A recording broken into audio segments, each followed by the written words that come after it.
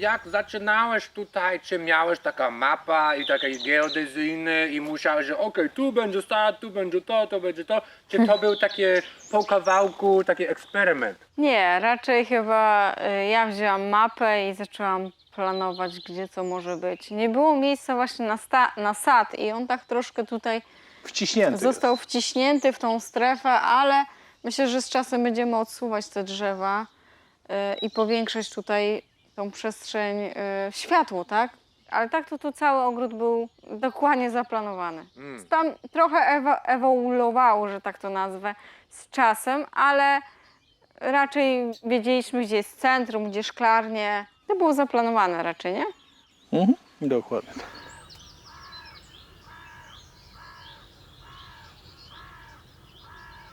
Nasza chluba to są uprawy oczywiście na różnych nietypowych grządkach, ale przede wszystkim szklarnie. Szklarnie to jest taka... My mamy tutaj na terenie 5 szklarni aż, więc jak na taki typowy ogródek przydomowy to dosyć dużo. Dosyć dużo, na pewno więcej niż potrzebujemy na własne potrzeby. Ale po prostu lubimy uprawę w szklarniach. Lubimy, bo to jest... Tam możesz wbrew pozorom nie tylko pomidory sadzić.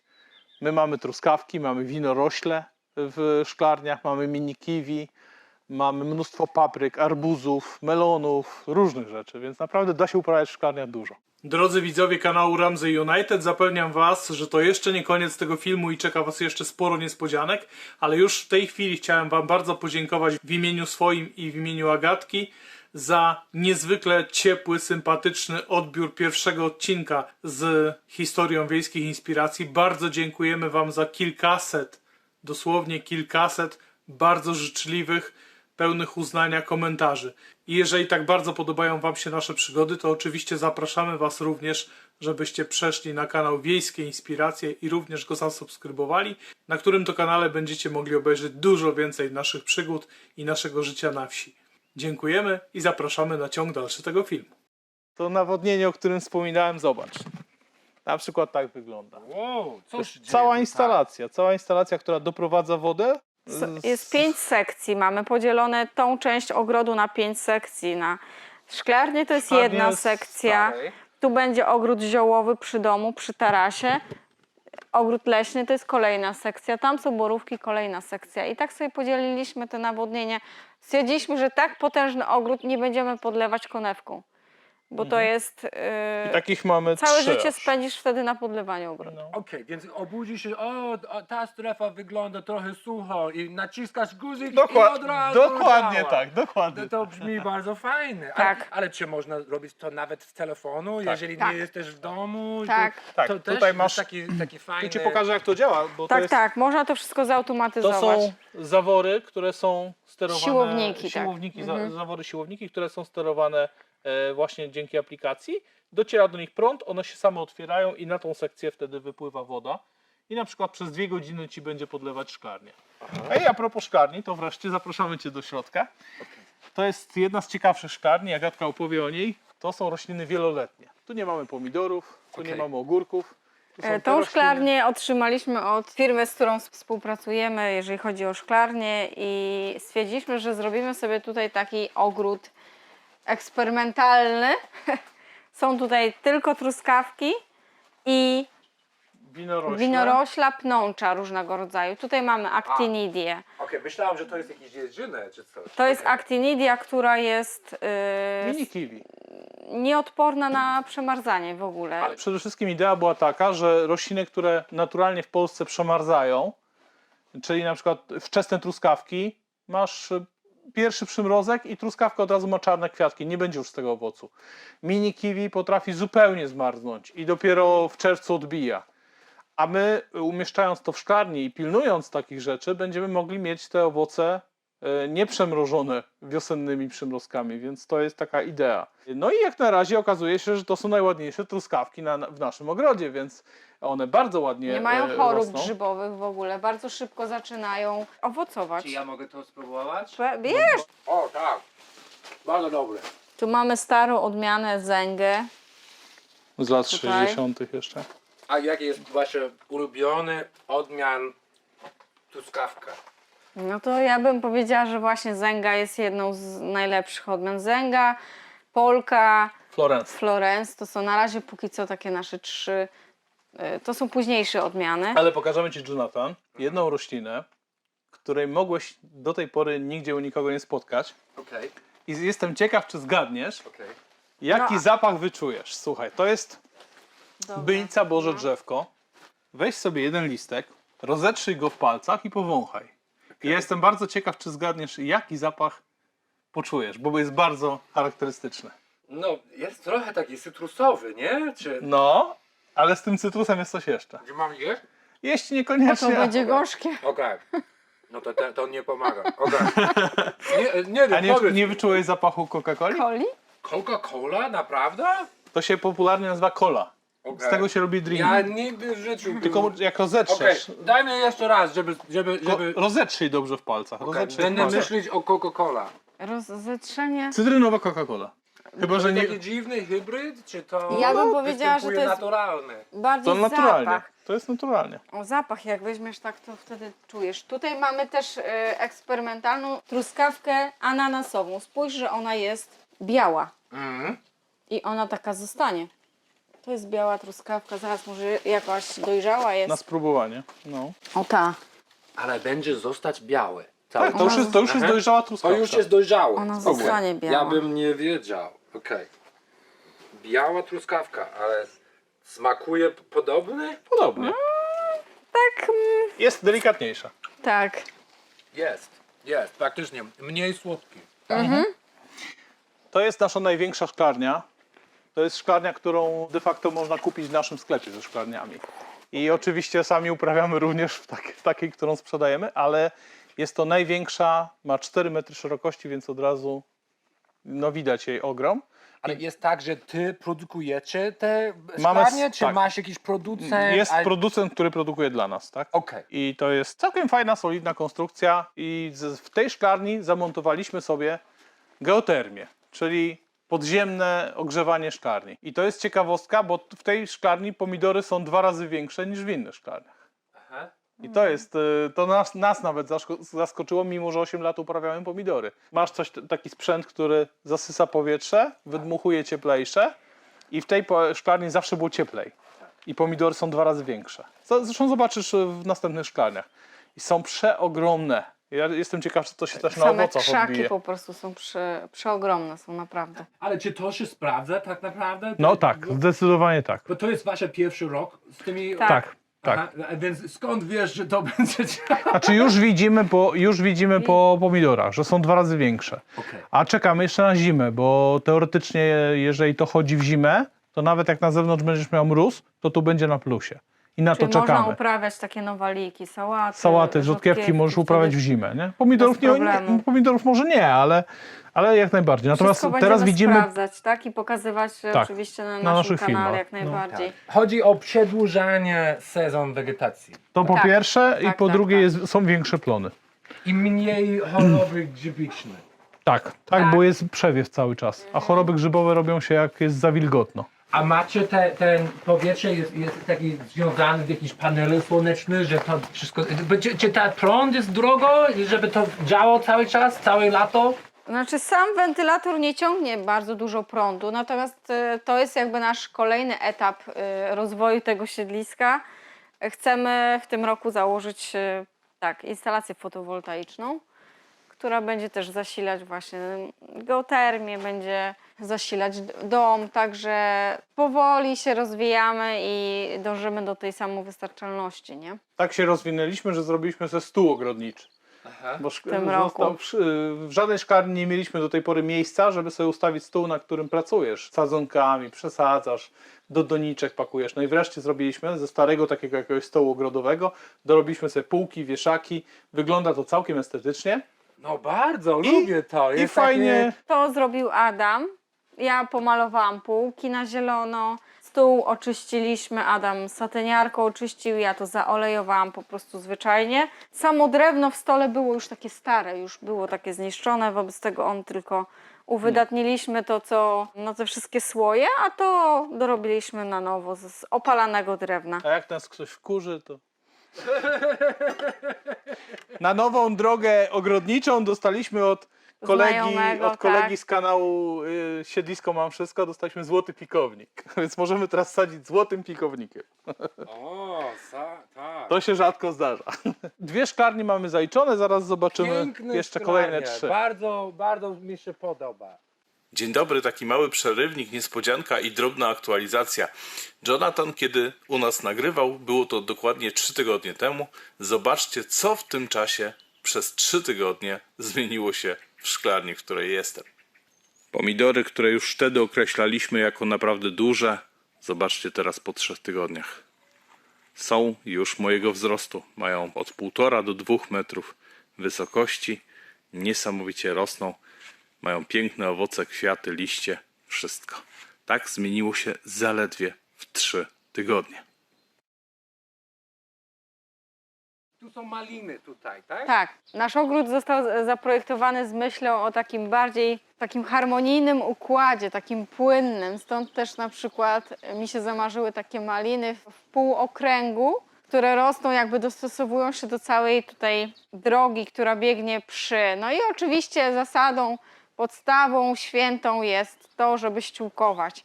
Jak najwięcej ściółkować, żeby ziemia nie była goła, żeby była przykryta i ta wilgoć się trzymała w tej glebie. A tu jest jakiś stary studnia? To jest tak, stara pozostałość z dawnego siedliska, które tutaj było, stara studnia, która niestety, ale teraz jest woda, ale ogólnie okresowo wysycha. Praktycznie z niej nie korzystamy. Z czasem chcemy wykorzystać ją do zbudowania abisynki tylko, więc to będzie wykorzystane, ale w innej formie. To są lilaki. To jest bez lilak. On kwitnie wtedy, kiedy kwitnie kasztanowiec i nam tutaj tak pięknie pachnie. Z drugiej strony jest to samo, jak spojrzysz. To są lilaki, które już tutaj były. One były... Tylko, że jak przyjechaliśmy, były takie. Tak. I dopiero zaczęły rosnąć, jak myśmy się, no trudno powiedzieć, że zajęli nimi. No troszeczkę zostały wycięte, wyrównane, Zostały, tak. ale one jakoś odżyły wprost przy nas. Tutaj jak bo robiliśmy były takie... rabaty pod malinę, no to owszem, tu poszedł obornik, poszła lepsza ziemia i prawdopodobnie ona też Karmi w jakimś stopniu. w jakiś sposób one na pewno karmią te lilaki, ale one stwierdziliśmy, że zostawiamy to, bo to jest po prostu raj tutaj się dzieje, kiedy to wszystko kwitnie. Z kwiatków tego lilaka możesz robić herbatę. No i drzewa owocowe oczywiście, tak? Tutaj Tak, wszystkie drzewa my wszystkie posadziliśmy. drzewa owocowe już, No te już stare są były. owoce. Tak. Zobacz. A, to jest rabarbar nasz. Tak. Wow. Rabarbar, jak Gigantyczny. To dla porównania z dłonią, nie? Aha. W zeszłym roku był dużo mniejszy, a w tym roku po prostu jakiś szał. Wiesz, że jest trujący? Tak? Rabarbar można jest tego- trujący. Aha. Znaczy w liściach jest jakiś środek, który nie służy nam raczej i dlatego je się tylko łodygi. Odcinasz liście i jesz samą łodygę. Wow, i mamy takie ładne, ciekawe rośliny wokół szklarnie. Bardzo mi się podoba. Tak, my wychodzimy z założenia, że ta woda, która spływa ze szklarni, nie może się marnować, więc robimy wokół szklarni rabaty. Oczywiście też dzięki temu chronimy przed wchodzeniem innych chwastów, bo pod poliwęglanem potrafią wejść różne chwaściska, więc w taki sposób po prostu zagospodarowujemy te miejsca. Najczęściej mamy truskawki, porzeczki albo zioła. Bardzo I tutaj. ciekawe rozwiązanie. A tu mamy najmłodszą szklarnię. Znaczy najmłodszą w znaczeniu najpóźniej były w tym roku posadzone rzeczy, ale zobacz, już grzyby nawet w szklarni. Kanie już potrafią rosnąć. To jest kania. Wow, Tak. To z tej kani robi się kotlety. super. Pomidory, papryki, roszponka, sałata, jeszcze została ogórki. I to jest pierwszy raz winorośle zasadziliśmy w szklarni właśnie tutaj, Tutaj 2 lata temu. I zobacz, o ile one są większe niż w tamtej szklarni, którą wcześniej widziałeś, gdzie dopiero w tym roku były sadzone, więc bardzo pięknie rosną winorośle w szklarni. Polecamy wszystkim, bo miesiąc wcześniej zbierasz owoce. Więc już są dojrzałe miesiąc wcześniej przed tymi, które na zewnątrz rosną. No widzę, już są takie Tak, małe tak. owockie. One już tak gdzieś na początku sierpnia już się zaczynają powoli. Okej. I tu są jakieś papryki? Papryki, bakłażany masz z tyłu. Na razie malutkie, ale już coś się dzieje. Wszystko wyściółkowane trawą. Mocno szczykowane. Tak. Czy był taki bardzo hardcore, trudny początek sezon dla was? Czy to jest tak, że macie takie nawodnianie, taki system i że to nie był problem? Wiesz co, na początku, jak budujesz szklarnię, jak przygotowujesz grządki, jak robisz pierwsze nawodnienie, to masz pracy bardzo dużo.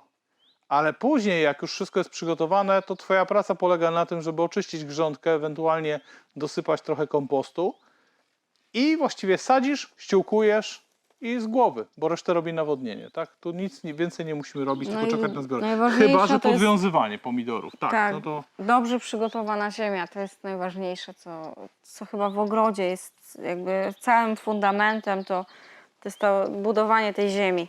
No, oczywiście macie kompost, ale czy jest tak, że kupicie jakiś, nie wiem, obornik gdzieś? Współpracujemy Jedyne- z firmą Ekagro, która dostarcza nam wermikompost od, I to jest, to od jest dżownic. obornik od dżownic. Jakie piękne będą zbiory porzeczek. Jeszcze takich nie było na naszym siedlisku. Tak, w tym każdy roku jest jeden sezon krzak. bardzo pożyczkowy. Porzeczkowy, agrestowy, przepiękny. Takich ilości nie mieliśmy nigdy jeszcze tutaj. A to A- jest wieloletnie, tak? To jest wieloletnie, to jest będzie- pożyczka na pniu. Aha. Pożyczka na pniu, a agres tak samo. Agres jest oblepiony owocem w tym roku. W zeszłym roku było podobnie i my sobie mówimy pewnego dnia, idziemy zebrać agres, bo wreszcie by człowiek pojadł. I idziemy, nie ma ani jednego. Jednej nocy Wszystkie nam, coś nam coś zjadło. zjadło cały agres. Wow. Nie wiemy co do dzisiaj. Pewnie jakieś ptaki, ale mamy nadzieję, że będziemy pierwsi w tym roku. Dobra, chodźmy do szklarni pozostałych. I jeszcze sad odwiedzimy, bo mamy też całkiem fajny sad. Ogólnie, czy wasz cel z tą ogrodu, no oczywiście masz kanał na YouTubie, pokazasz ludzie, jak to zrobić, ale ogólnie chcecie mieć wystarczającą żywność, jeżeli chodzi o warzywa i owoce dla siebie na cały rok. Próbujemy tego wszystkiego uprawiać tyle, żeby było trochę więcej niż my potrzebujemy. Bo wtedy jesteśmy w stanie sobie zrobić przetwory i bardzo, bardzo często korzystamy w zimę. To nie znaczy, że w ogóle nie pojedziemy do sklepu. Pojedziemy czasem, ale staramy się tak dużo wyprodukować, żeby starczyło dla nas, starczyło na przetwory, starczyło jeszcze w dużej części dla rodziny, a jak coś zostanie, to się chętnie jeszcze podzielimy dalej. Tylko do tej pory jeszcze nie zostawało, więc najczęściej na rodzinie się kończyło. Ale myślę, że z czasem doszła 5. szklarnia, więc myślę, że trochę więcej tego wszystkiego będzie.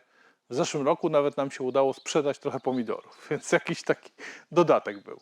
Ale zdecydowanie bardziej pod siebie. No bo takie rzeczy jak kiszona kapusta, ogórki, przetwory, to wszystko masz w zimę dostępne i nie musisz, wiesz, papierowego pomidora kupować z marketu, który nie smakuje nawet jak pomidor, tylko otwierasz słoik ze swoim przecierem i robisz sobie taką pomidorówę, że jeszcze pachnie latem. I to jest piękne. Dobra. A tu jest taki główny tunel z pomidorami, czy taka druga jest to Tu samo? Właściwie każdy jest Drugie tutaj, jest to samo. każdy jest głównym tunelem z pomidorami. No to samo, to dwa tunele, które są bardzo podobne do siebie. A chcesz podzielić wasze ulubione odmiany, czy to jest taka tajemnica? No, my cały czas szukamy też, eksperymentujemy. Ja nie ograniczam się do wybranych odmian. W tym roku mamy 73 odmiany pomidorów. Rok temu było 101, więc w tym roku jest ich niewiele w sumie. I ja cały czas szukam. Mam już takie wybrane, z każdego roku wybieram ulubione swoje odmiany i co roku je jakby powtarzam, przedłużam, wiadomo, na nasiona. Bardzo ważne jest to, żeby my pozyskujemy ile się da z własnego ogrodu nasion. Staram się nie kupować, tylko zbierać z owoców i tak też robimy głównie z pomidorami. I w przyszłym roku pewnie jeszcze kolejne będą nowe odmiany. I tak będziemy, na świecie jest tyle odmian pomidorów, że aż szkoda uprawiać 10 swoich jakichś tam. Będziemy cały czas eksperymentować. A to jest, Jonathan, to co zauważyłeś, że obok szklarni coś Takie robimy. grządki Zobacz. pod szklarnię, bo Tu nie ma jest- ryzyka, że będzie za dużo deszcz, Nie, nie? nie, bo to wszystko jest, ta woda przesiąka, to Mamy rzadko piaszczystą kiedy. glebę bardzo. Tutaj mamy ogród miętowy. Okej. Tu jest 13 odmian mięty. Tylko mięty. Holy cow. Ale czuć jak pachnie nawet jak się tu No. Każda jest miętowo. inna. Nawet nie zauważyłem, jest taki luksus, wow. A robicie własne herbatę i tak dalej? Oczywiście. Tak. Suszymy. Suszymy bardzo dużo mięty. Dobra, ja muszę spróbować kilka. No, każda jest... Ta pierwszy był trochę ostry. No. Bo to mogłeś trafić na pieprzową. Nie, pieprzowa A pieprzowa jest jest tutaj tak. gdzieś. na końcu. Ta druga to jest trochę bardziej takie normalne mięta, a co to jest? To jest mięta zielona, najpopularniejsza, dziko rosnąca. Tak. I pieprzową masz na końcu. Na początku jest czekoladowa, potem my God. ananasowa. Wow. I mocna jest, prawda? To wszystko jest takie wyraziste bardzo. No, bardzo mocno. Ale najmocniejsza jest rukola. Jak sadzisz sobie w ogrodzie rukolę swoją, to jest najmocniejsza. I tu mamy taką część, która jest ziołowo-ozdobna i plus rukola. Holy cow. No i to samo z porzeczkami. Wszędzie, każda jedna po prostu ma tego niesamowicie. Łubin już przekwita, ale dalej jest piękny. Tu nas za każdym razem zadziwia prawośla, skurcze. Rośnie jak A tu szalony. masz rukolę i polecam spróbować, bo gwarantuję, że takiej w sklepie nie jadłeś. To nie ma nawet szans. Jest po prostu jak króliczek, można się zajadać. Mocna, co?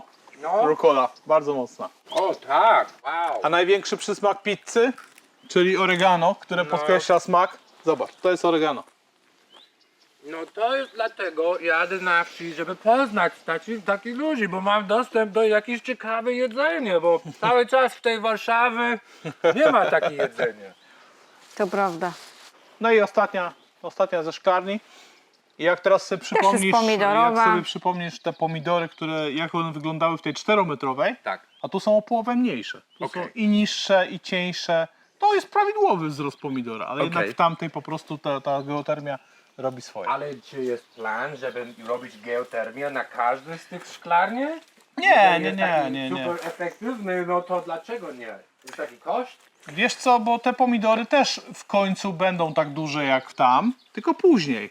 A, okej. Natomiast koszt jest duży rzeczywiście geotermii, bo zrobienie takiej szklarni jak nasza to jest około 15 000, więc to jest dosyć sporo. Jest jakby kompleksowa obsługa z koparką, ze sprzętem, z elektroniką, ze wszystkim.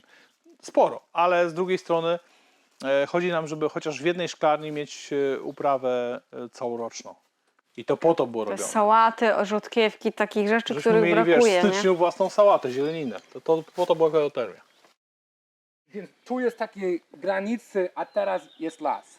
To jest tak... Wiesz co, u nas koszenie jest z bardzo poważnych powodów. To nie jest kwestia, że my lubimy mieć wykoszoną trawę i żeby było estetycznie, tylko my tą trawę wykorzystujemy skoszoną w ogrodzie. Trawa nam służy głównie do ściółkowania w ogrodzie. Ja szykuję ogród tak, żeby później się nie narobić, czyli wszystko ściółkuję, co tylko mogę tak naprawdę. Trawą skoszoną, takimi chwastami, pokrzywą, no wszystkim, tak?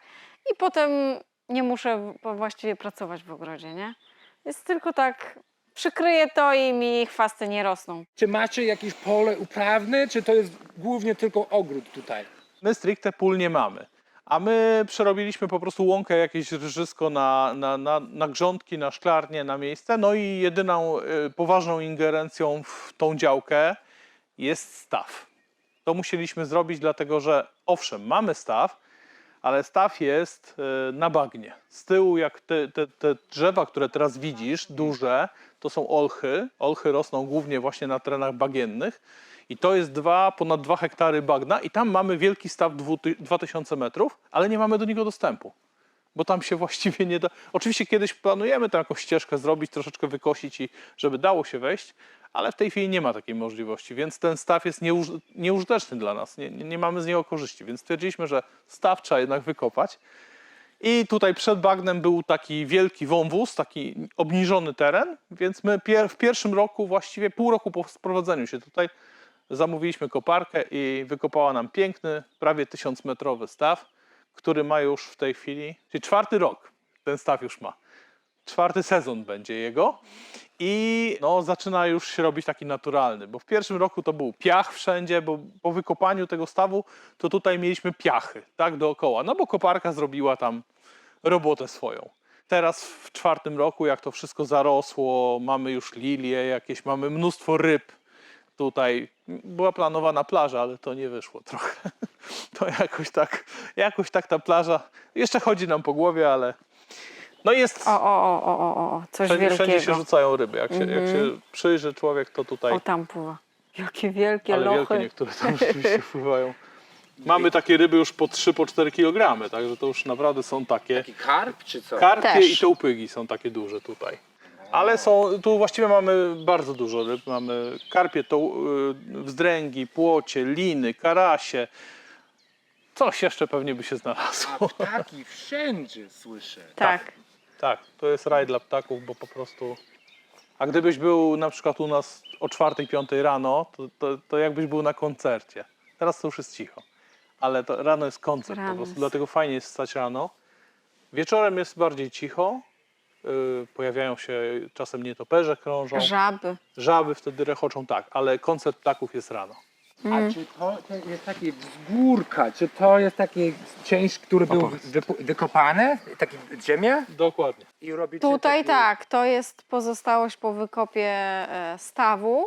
Jeszcze korzystamy z tej ziemi, bo ona jest bardzo zżyzna i budujemy z niej ogród tak naprawdę. Ale reszta terenu była naturalnie ukształtowana właśnie w postaci takiej, no takiego Właściwie podniesienia, to jest nie? dosyć naturalne, co To widzisz, to na czym było. stoisz w tej chwili. Natomiast Tak. ta górka jedna to jest ten jedyny wyjątek. Ona zarosła teraz trochę pokrzywą i wygląda, jakby to była naturalna górka. Natomiast rzeczywiście jest to ta pierwsza warstwa ziemi wyjęta ze stawu. I bardzo żyzna, więc my głównie z niej korzystamy w ogrodzie.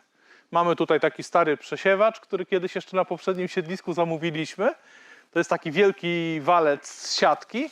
I jak chcemy sobie pobrać ziemię, to łopatami wrzucamy, przesiewamy i taczkami rozwozimy po całym ogrodzie. A zresztą tutaj to pięknie widać właśnie tą górkę ziemi. Stąd właśnie podbieramy do tego przesiewacza. A bo jaka jest klasa ziemi ogólnie na tej cały teren? 5. i 6. 5. i 6 i pewnie gorzej. Okej, ale jest lepiej tam. Lepiej jak tam, jest oczywiście, bo tak, to jest tak, takie tak, torfowisko czy co? To coś takiego, taka ziemia torfowa właśnie. I tutaj ten rejon przed Czarnym Zem, który widzisz, to był właśnie ten obniżenie, ten wąwóz, z którym było łatwiej nam staw wykopać, bo już wszystko było niżej. I tu pokrzywa rosła naturalnie, natomiast nie było jej na reszcie siedliska. Podejrzewam, że ona się rozniosła trochę z tą ziemią, z Tak, którą razem z ziemią. korzystaliśmy. No. Natomiast z ciekawostek, gdy się tu sprowadziliśmy, nie było tutaj niektórych roślin w ogóle, a pojawiły się jak my się pojawiliśmy. Na przykład takie z glistnikiem i takie z wrotycz też. I Bylicą piołun. i z piołunem. Tych roślin 3 nie było tutaj w ogóle. Nawet ciężko było znaleźć, a zaczęły rosnąć same na tym siedlisku. Podobno rośliny zaczynają rosnąć tam, gdzie człowiek ich potrzebuje. A to są zioła. Pięknie. To jest drugie drzewo Tak. takie, które robi wrażenie. To jest jesion, czy klon jesionolistny. Do końca nie wiemy, ale No jesion, bo Nie, tutaj bardziej sporo jesion. występuje jesion. musieliśmy go siatką zabezpieczyć, ponieważ w zeszłym roku Mieliśmy zaczął atak nas bobra. odwiedzać bóbr. Udało się go Udało nam się go odstraszyć. stąd. tak, wypłoszyć on. Ale ten metal działa? Jak masz siatką obłożone, no to bóbr nie może gryźć kory. I to myśmy błyskawicznie zabezpieczyli, dlatego że po drugiej stronie, Jonathan, masz największą na naszym siedlisku jabłonkę. Ona jest, szacujemy, że ze 120 lat może mieć. Taki. Tak, jest Okej. to największa, jaką mamy, największe drzewo owocowe, jakie mamy. I tam bóbr się dobrał do Niestety. kory i bardzo ją pokaleczył. Ale na szczęście podobno jest tak, że jak nie przetnie pionowych pasów kory w całości, to drzewko ma się szansę odratować. I my w ostatniej chwili zabezpieczyliśmy siatką, to przy okazji od razu to. Ale bóbr się na szczęście nie pojawia, także już. Ratunek stary jabłoń. Tutaj mamy ogrodzone właśnie ten teren, żeby też nie przychodziły nam dzikie zwierzyny, nie? My z 7 hektarów wygrodziliśmy 1,5, na którym mieszkamy i mamy ogród. Więc wzięliśmy sobie kawałeczek, żeby po prostu uprawiać, żeby nam zwierzęta nie zjadały tego, co mamy. Chociaż i tak zjadają, tylko te mniejsze. A wszystko dookoła naszego ogrodzenia też jest nasze, tak? To też jest element naszej działki, tylko tam chodzimy dużo mniej, dużo rzadziej. Na bagno to prawie wcale, ale często je na przykład zimą odwiedzamy, bo jak to wszystko zamarznie, bo tam jest podmokły teren, jest mnóstwo wody. Jak to zamarznie, to możemy tam wejść. I tutaj to jest czarny Tak. bez i tu mieliśmy takie wejście, że mogliśmy chodzić dookoła stawu. Ale zarosło, jeszcze nie było W czasu tej chwili nie wejdziemy wykosić tam. z tego. Niesamowity. Ale bez jest niesamowity, to prawda, jest przepiękny. No, ja myślę, że potrzebujecie jakiś przerzucawaczy, jakiś No. poza czy coś takiego? Nie jesteście zainteresowani? No myśleliśmy bardziej o owcy. Cały czas Owce, myślimy o tym, tylko wszystko po kolei, nie? Pewnie zaczniemy, jeżeli już zaczniemy od zwierząt, to zaczniemy od kur, Tak. a później jakaś owca może. Bardzo rzadko wyjeżdżamy i na bardzo krótko, chociażby dlatego, że mamy psy, więc No. jeżeli raz nam się zdarzyło wyjechać na 3 dni, no to trzeba było opiekę dla psów zorganizować i jakby były inne zwierzęta, byłoby jeszcze trudniej. Ale tak, myślimy o tym, żeby tam powoli sobie tak ogarnąć, żeby móc wyjeżdżać, natomiast Widzowie piszą. piszą to często prawda. widzowie, że tak, żebyśmy kury sobie zorganizowali, żebyśmy coś innego sobie załatwili, ale to, że potrzebujesz mieć zwierząt, żeby mieć ogród, to nie jest wyznacznik. To my się z tym nie zgadzamy. Można spokojnie mieć ogród bez zwierząt, aczkolwiek wiadomo, że ze zwierzętami byłoby bardziej urozmaicone. Mielibyśmy więcej nawozu naturalnego, innego niż kompost, Tak. na przykład, który masowo uprawiamy, masowo tworzymy ten kompost. Ale czy konieczność? Wydaje mi się, że chyba nie. Da się bez. Ale Da się bez. wasz największy powód, że nie macie zwierzęta, jest brak czasu? Teraz chyba tak. Teraz jesteśmy w takim etapie, że póki co jeszcze remontujemy dom, wykańczamy go. Przed nami jeszcze remont również dużej stodoły. Wszystko w swoim czasie. Nie mamy w tej chwili przerobu.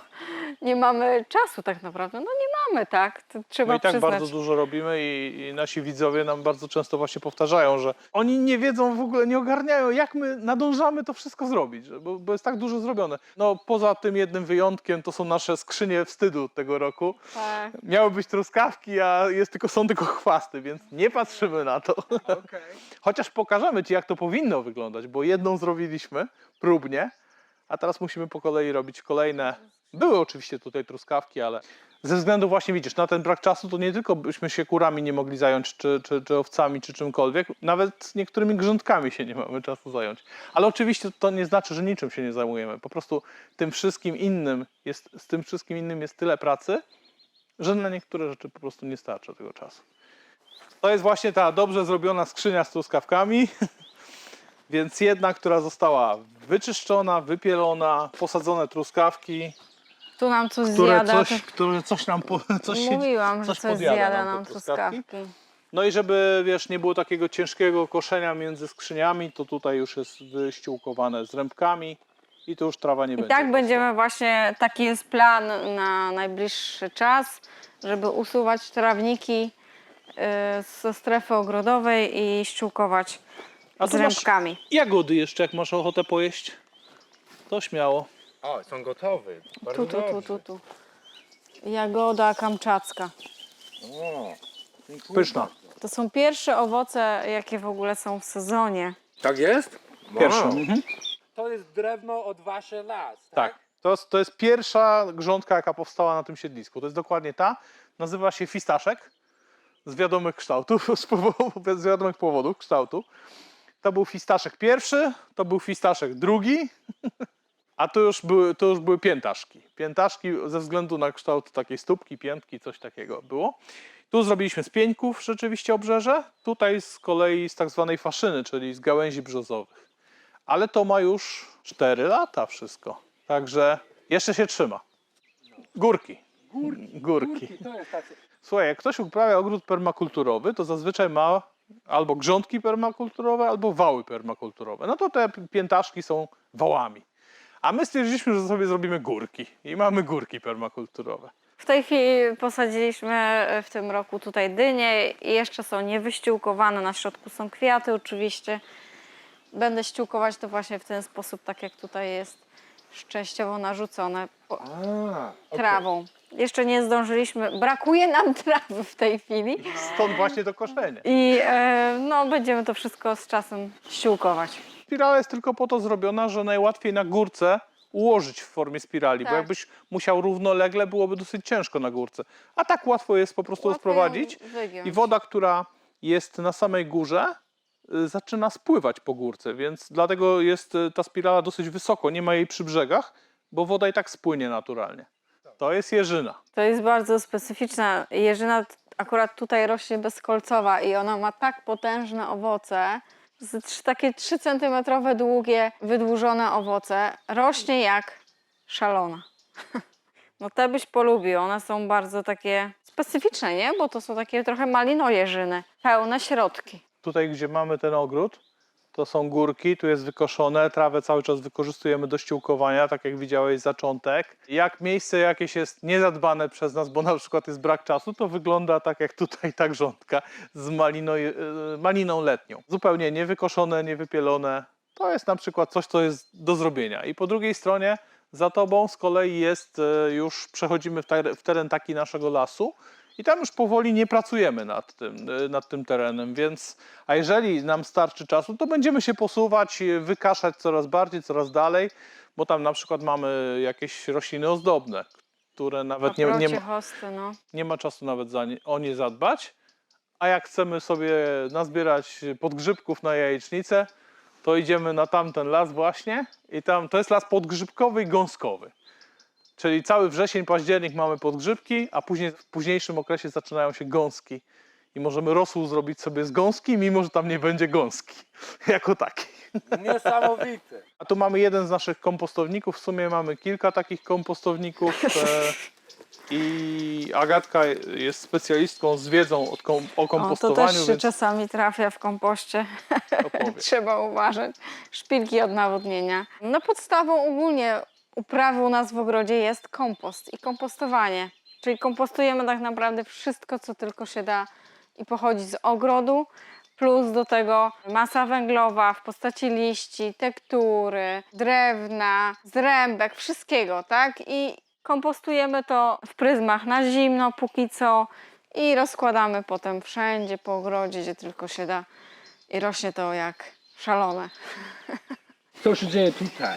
Co się dzieje tutaj? No tutaj dalej, tutaj w tym roku robimy sobie poletko pod ogórki. Eksperymentalnie. Oczywiście kompost i ściółkowanie kartonami, trawą, żeby jakby odciąć ogórki od ziemi, żeby chwasty nam nie rosły. Generalnie zasada jest taka, żeby ściółkować wszystko, co tylko się da. Dzięki temu po pierwsze nie rosną chwasty, po drugie trzyma ziemia wilgoć, a po trzecie buduje się cały czas ona nie jest odsłonięta ta ziemia, tak? Czyli ją zakrywamy, ona nie poddawana jest erozji. A powiedz mi, kto robi najwięcej pracy w tej ogrodzie? Jeżeli chodzi o sadzonki, osadzenie, to ja za to odpowiadam. Ja wysiewam, wysadzam wszystko. Cięższe rzeczy robimy razem, czyli budowanie grządek robimy razem. A najcięższe robię ja, jak się domyślasz. Czyli Koszenie jest wspólne, ale też głównie Adam. Głównie ja koszę i jak trzeba wieść ciężką ziemię, kopać, coś przerzucać, budować grządki, takie rzeczy, no to już bardziej na mnie, chociaż Agatka oczywiście jak najbardziej też. To wszystko jak to wygląda, zobacz, jak to jest przygotowane, jak to jest wypielone, wyściółkowane, to jest głównie robota Agatki. To w tym roku ja trochę mniej w ogrodzie pracuję, bo pracuję więcej teraz nad YouTube'em, ale staramy się jak najwięcej robić razem i o dziwo jeszcze się nie znudziliśmy sobą przez tyle czasu, więc jest chyba Są takie dobrze. momenty, że jedno wyjeżdża, drugie odpoczywa i na odwrót. Potrzebna czasami jest przerwa, tak dla zdrowia relacji, że tak to nazwę. Jak my właściwie przebywamy cały czas ze sobą, No, więc... łatwo zwariować, tak? No trochę rzadziej wyjeżdżamy niż ty, więc te wyjazdy są takie dla odświeżenia relacji. Ale tak, rzeczywiście 24H ze sobą non-stop. Na szczęście jakoś lubimy swoje towarzystwo, więc wytrzymujemy ze sobą. Ale tak, jak chcemy mieć odskocznie albo jakiś tam chwilę spokoju, to jedno idzie w jeden kąt, drugie w drugi. A że tak powiem, Dużo mamy działkę. czasami jest tak, że się szukamy po tym ogrodzie. No. Czy w ogóle po siedlisku. Wczoraj chyba cię szukałem. To cały ogród obszedłem, a Agata była za domem szklarni. I tam bym nie wpadł na to, że tam może być. Także jest trochę tego terenu, mimo że tak jak mówiłem, uprawiamy może 1 hektar z 7, więc nie jest to dużo.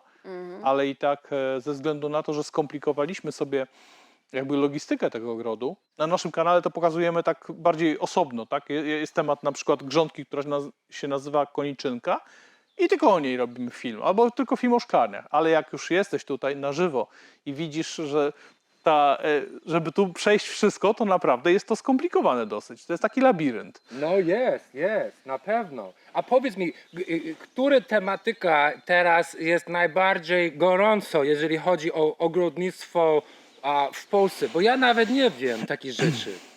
Znaczy w tej chwili zakończył się sezon szklarniowy, więc bardzo duże zainteresowanie było właśnie tą tematyką.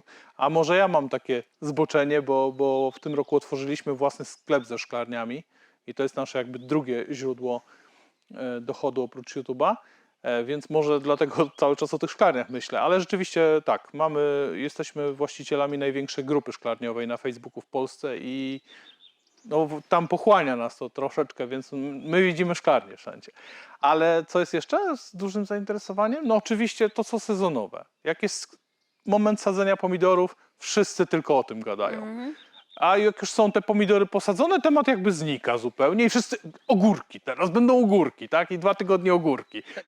To taka nasza chluba, ta drewutnia, bo ładnie wyszła. Natomiast później mieliśmy dosyć silne wichury tutaj na terenie. I nałamało tyle drzew, że musieliśmy to wszystko pozbierać z lasu, żeby to się nie zmarnowało. A było tego tak dużo, że musieliśmy szybko coś zorganizować, więc 2 drewutnie stawialiśmy jako prowizorki. I powiem ci, że te prowizorki, podejrzewam, będą stać jeszcze długo, ale rzeczywiście przydają się, bo teraz to drewno sezonuje. Mamy też pompę ciepła, ale pompa ciepła służy nam do ogrzewania ciepłej wody, a kominek już bardziej też ogrzewa, wiesz, dom i stwarza klimat. I tutaj mieliśmy las, który był bardzo gęsty. Mniej więcej wyglądał tak jak ten po prawej stronie, więc za gęsto nawet. I stwierdziliśmy w pewnym momencie, że trochę wreszcie zrobimy prześwietlenia takiego w lesie.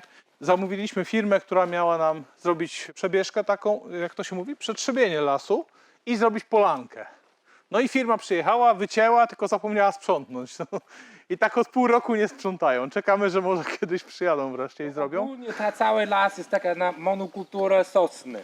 Tak. Tutaj głównie tak. Tutaj już posadziliśmy cedry, trochę brzoza zaczyna się odradzać. Ale jak zrobimy właśnie, przeczyścimy ten las, więcej światła wpadnie, no to i też drzewa nowe się pojawią, tak? O, bo dęby już Dęby rosną. już się pojawiają, widzisz, powoli, same. Więc to wszystko będzie tu odrastać, natomiast tylko musimy czekać, aż zostanie to wysprzątane w końcu. Natomiast no, powstaje nam z widoku z okien domu, powstaje nam ładna polana tutaj pośród tych sosen. I to jest takie miejsce, gdzie chcemy mieć trochę luzu wreszcie, trochę takiej większej przestrzeni, no bo my przy domu to wszystko zagospodarowaliśmy oczywiście pod ogród, natomiast tutaj jest wreszcie szansa, że będziemy mieli przestrzeń, tak? Tylko jeszcze to sprzątnięcie. No, na razie nie wygląda to najciekawiej, ale Chcielibyśmy ogród leśny Taki zrobić, dzikie. Tak. jagodowy, taki to może wiele bardziej. na twoim kanale było takich filmów. I Ben Lazar miał, O, tak. i Łukasz Łuczaj. Oni wszyscy te ogrody leśne lubią i my też chcemy coś takiego tutaj stworzyć. A tam to wszystko dookoła, co widzisz, to wszystko pod grzyby, prawda? Tu jest zatrzęsienie grzybów, więc my na dobrą sprawę nie musimy chodzić do okolicznych lasów, tylko na własnej działce zbieramy i to wystarcza. Całymi koszami wynosimy, także jest bardzo fajnie. To mamy najstarszy las tam, podgrzybkowy i stąd już zupełnie inaczej wygląda nasze siedlisko, nasz ogród. W tej chwili to jest przechowalnia nasza rzeczy. Tutaj połowę to zajmują meble do odnowienia. I w tym roku właśnie jak skończymy remont warsztatu w domu, to będziemy przenosić cały warsztat, będziemy porządkować rzeczy i tu docelowo w tym miejscu jest planowany taras z wyjściem i z widokiem na strefę leśną i w środku planujemy robić taką imprezownię, duży stół, strefę taką relaksu, takiej gości te warsztaty, o których i może tak, właśnie może strefę będą. pod warsztaty. Tak. A to moje hobby, czyli szczepienie drzewek i to jest dzika grusza, na której zaszczepiłem 14 odmian gruszek. Co? 14? Na jednym drzewie. Między innymi są tutaj zaszczepione odmiany od Grzesia Ciechomskiego, bo on przysyłał mi zrazy do szczepienia i rzeczywiście zobacz, tutaj jest miejsce szczepienia na przykład, a to już jest świeża gałązka z odmiany. Witam, Grzegorz! Tak jest, to dziadkowa zimowa akurat. Tu na przykład Niesamowite. konferencja jest zaszczepiona i jeszcze będę szczepił tam na górze w przyszłym roku. Wow. Także na jednej gruszy. Ale to jaka jest idea, żeby mieć tyle odmiany? To jest jakiś eksperyment? To jest eksperyment bardziej, bo jeżeli szczepię, no to szczepię jedną, góra dwie na jednym drzewie, ale tutaj chcę eksperymentalnie po prostu, że jak to kiedyś zacznie rosnąć i będziesz widział jedna gruszka taka, druga zupełnie inna, trzecia złota, czwarta zielona, to tak będzie to wyglądać. Wow. Ale to za parę lat dopiero. I tutaj mieliśmy głównie las, znaczy brzozy zostają, sosny trochę wyczyściliśmy, bo też zarastały i był taki obszar, gdzie niewiele się działo, więc tu posadziliśmy sobie mnóstwo drzew owocowych i zrobiliśmy taki szpaler, po którym można się przejść dookoła i jakby wszystko rośnie dookoła tego szpaleru i porzeczki między drzewami. Między porzeczkami często jakaś truskawka się może trafić. I to już są drzewka, które mają tutaj po 2-3 lata u nas i już powoli zaczynają być coraz większe, coraz fajniejsze i mamy nadzieję, że w końcu zaszczycą nas swoimi owocami. Spodziewaliśmy się, że może jabłka, może gruszki w tym roku, może wiśnie, ale nie. O dziwo, brzoskwinia ma owoce. Chociaż brzoskwinia jest jednym z najtrudniejszych owoców, ale się udało.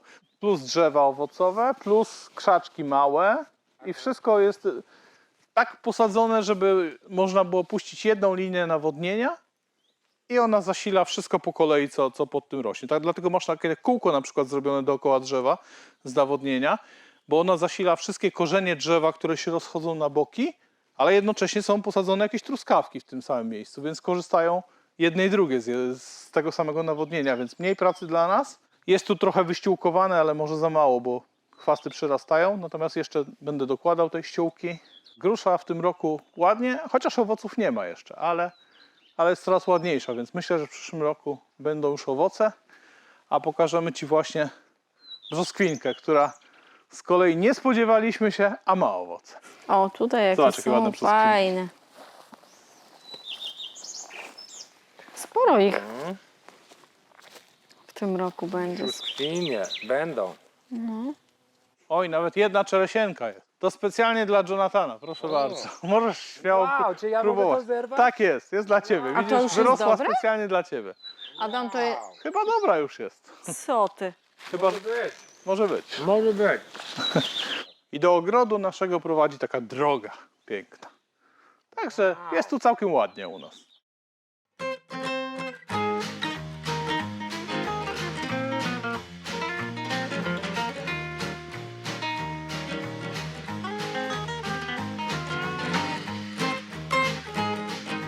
Tak, moi drodzy, wygląda teraz ogród przyszły. To taki jest początek. A tu jest kopanie stawu już.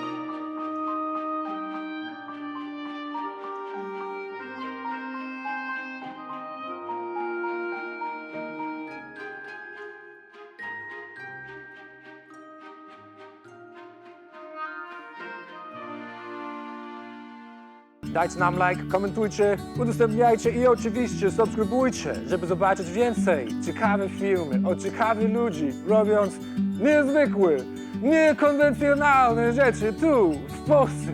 Jestem na Patronite, jestem na buycoffee.to. Jeżeli ktoś chce wspierać moje działania, mam swój fan klub na YouTubie. Wasze wsparcie jest bardzo ważne dla mnie. Bardzo dziękuję. Adam i Agata, bardzo dziękuję za podzielenie z nami waszą historię, za pokazanie nam takie piękne miejsce, które stworzyłeś. Powiedz ludzi, gdzie oni mogą znajdować więcej informacji o wasze działanie. Oczywiście jak hasło Wiejskie Inspiracje wpiszecie w internecie, to my właściwie wyskakujemy zarówno na YouTubie, na Facebooku, na Instagramie. Mamy też bloga wiejskieinspiracje.pl. Drugi kanał nasz na YouTubie to jest kanał Agatki o odnawianiu mebli, nazywa się Stary Fotel. I osobno mamy kanał o szklarniach, czyli kanał Mam Szklarnię. Także bez problemu można nas znaleźć w sieci, głównie pod Wiejskimi Inspiracjami, stamtąd można przejść wszędzie. I bardzo Ci dziękujemy, Jonathan, że zaszczyciłeś nas swoją obecnością, zechciałeś pokazać nasze miejsce na ziemi. Mamy nadzieję, że Twoim widzom też się ono spodoba, tak jak nam się podoba.